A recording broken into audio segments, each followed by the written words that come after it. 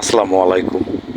আসলে কি ভাই, আমরা গাড়ি চালাই, অনেক সময় রাস্তার মধ্যে হাতে টাকা ওঠায়, সেই বিষয়টা একটু লক্ষ্য করেন। হাতে আমাকে গাড়ি ব্রেক করাইলো, আমি দাঁড়াইলাম। হ্যাঁ, আমাকে হাতে টাকা ছাড়া ছাড়লোই না। আমি 20টা টাকা হাতিকে দিলাম। দেওয়ার পরে হাতি তার মধ্যে মধ্যে কীভাবে দেখেন 20টা টাকা নিচ্ছে। এইভাবেই কিন্তু সে রাস্তায় কালেক্ট করে। আসলে কি একজন মানুষ কিভাবে হাতিকে বুলি বলায়, সে বিষয়টা তাকে একটু প্রশ্ন করছিলাম। সে বলল আমাকে যে ভাই, মানুষ ইচ্ছা করলে সব কিছুই পারে।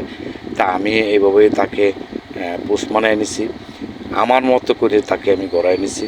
আমি যা বলবো তাই করবো। এই যে দেখেন, সে যা ইশারা করতেছে হাতি তাই করতেছে।